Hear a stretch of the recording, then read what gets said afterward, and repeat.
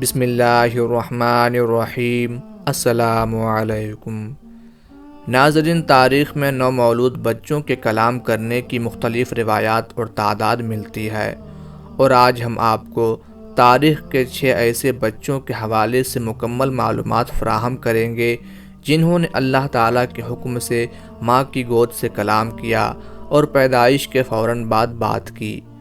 ناظرین، اس حوالے سے صحیح بخاری کی حدیث نمبر 3436 میں نبی کریم صلی اللہ علیہ وآلہ وسلم کا ارشاد ہے، گود میں 3 بچوں کے سوا اور کسی نے بات نہیں کی۔ اس حدیث مبارکہ کی روشنی میں اور باقی روایات کے حوالے سے آج کی ویڈیو میں 6 نومولود کلام کرنے والوں کا ذکر کریں گے۔ نمبر 1، حضرت عیسیٰ ابن مریم علیہ السلام۔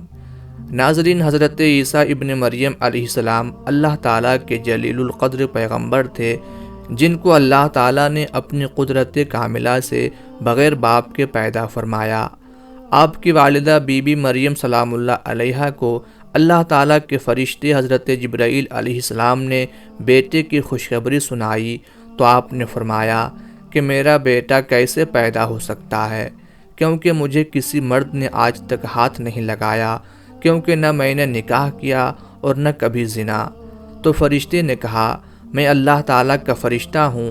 پھر اللہ تعالیٰ کے حکم سے حضرت عیسیٰ علیہ السلام کی پیدائش ہوئی۔ یہ مکمل واقعہ اللہ تعالیٰ نے قرآن مجید میں ارشاد فرمایا۔ تو جب قوم نے دیکھا کہ بی بی مریم بغیر نکاح کے بچہ کہاں سے لے آئی اور سوال کیا، تو قرآن مجید میں ارشاد باری تعالیٰ ہے، مریم نے اپنے بچے کی طرف اشارہ کیا۔ سب کہنے لگے کہ لو بھلا ہم گود کے بچے سے باتیں کیسے کریں؟ بچہ بول اٹھا، میں اللہ تعالیٰ کا بندہ ہوں، اس نے مجھے کتاب عطا فرمائی اور مجھے اپنا پیغمبر بنایا ہے۔ یعنی اللہ کے پیغمبر حضرت عیسیٰ علیہ السلام نے گود سے کلام کیا۔ نمبر 2، جریج کی گواہی دینے والا بچہ۔ ناظرین، یہ واقعہ صحیح بخاری کی حدیث نمبر 3436 میں موجود ہے کہ بنی اسرائیل میں ایک بزرگ تھے جن کا نام جریج تھا۔ وہ نماز پڑھ رہے تھے کہ ان کی ماں نے انہیں آواز دی۔ انہوں نے اپنے دل میں کہا کہ میں والدہ کا جواب دوں یا نماز پڑھتا رہوں۔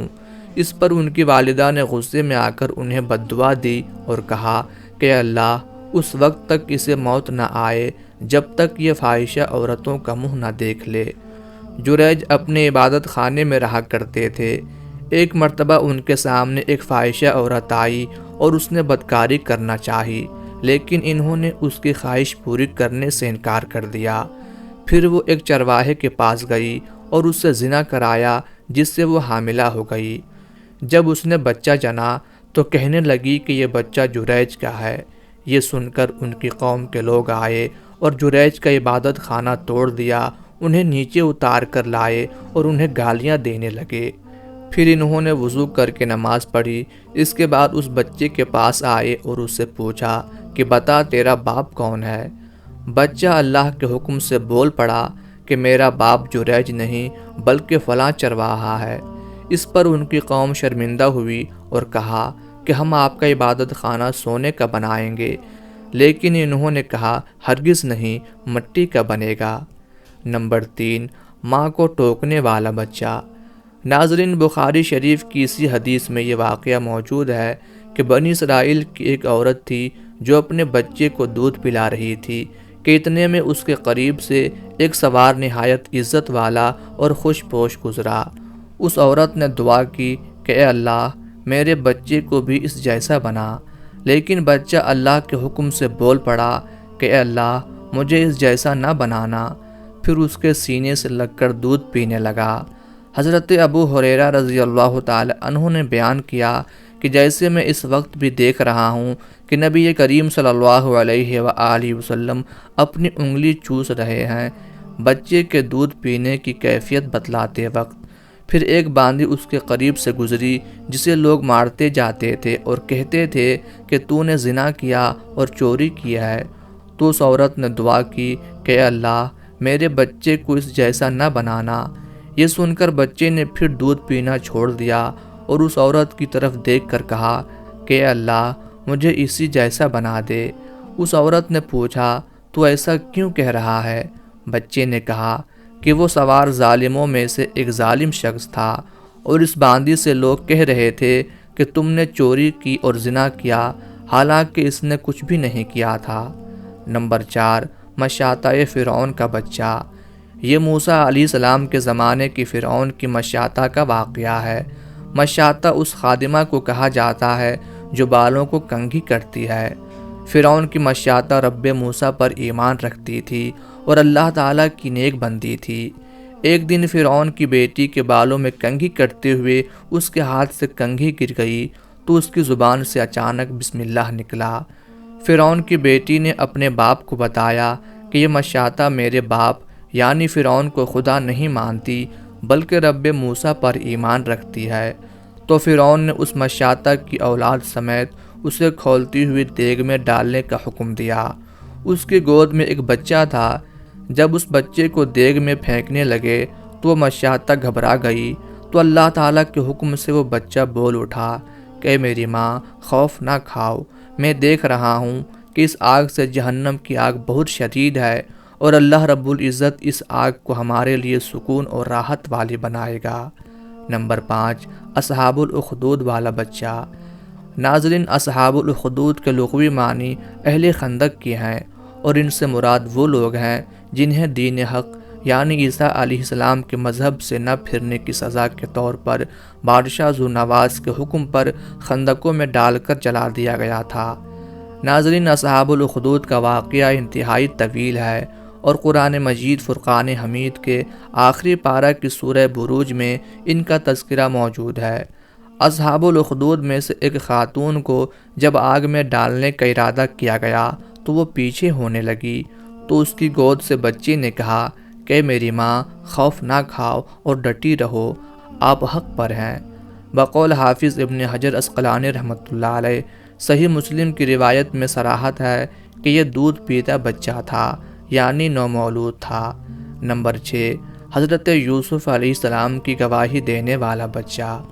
ناظرین، زلیخا جب حضرت یوسف علیہ السلام کے حسن و جمال پر فریفتہ ہو گئی اور ایک دن خوب بناؤ سنگھار کر کے تمام دروازوں کو بند کر لیا اور حضرت یوسف علیہ السلام کو دعوت گناہ دی، آپ نے معاذ اللہ کہہ کر فرمایا کہ میں اپنے مالک عزیز مصر کے احسان کو فراموش کر کے ہرگز اس کے ساتھ کوئی خیانت نہیں کر سکتا۔ پھر جب خود زلیخا آپ کی طرف لپکی تو آپ اللہ کا نام لے کر بھاگ نکلے، اور زلیخا نے دوڑ کر پیچھے سے آپ کا دامن پکڑ لیا جو پھٹ گیا، اور آپ کے پیچھے زلیخا دوڑتی ہوئی صدر دروازے پر پہنچ گئی۔ اتفاق سے ٹھیک اسی حالت میں عزیز مصر مکان میں داخل ہوا اور دونوں کو دوڑتے ہوئے دیکھ لیا، تو زلیخا نے عزیز مصر سے کہا کہ اس غلام کی سزا یہ ہے کہ اس کو جیل خانہ بھیج دیا جائے اور کوئی دوسری سخت سزا دی جائے کہ اس نے میری عزت پر ہاتھ ڈالا ہے۔ حضرت یوسف علیہ السلام نے فرمایا کہ عزیز مصر یہ بالکل غلط بیانی کر رہی ہے، اس نے خود مجھے لبھایا اور میں اس سے بچنے کے لیے بھاگا تو اس نے میرا پیچھا کیا۔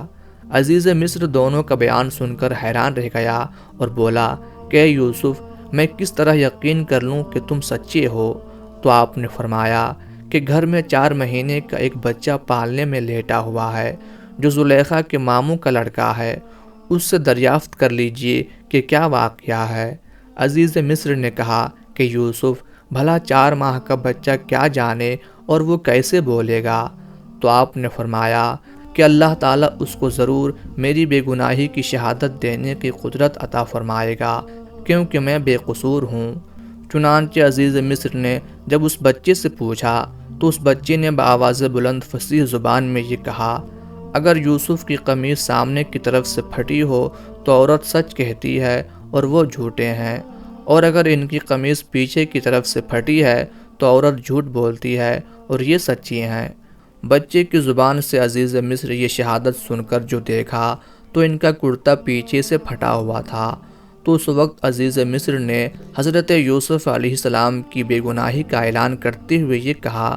پھر جب شوہر نے دیکھا کہ ان کی قمیص پیچھے سے پھٹی ہے تو اس نے کہا کہ یہ تم عورتوں کی مکاری ہے، واقعی تم عورتوں کی مکاری بڑی سخت ہے۔ یوسف، تم اس بات کا خیال نہ کرو، اور اے عورت، تو اپنے گناہ کی معافی مانگ، یقینی طور پر تو ہی خطا کار تھی۔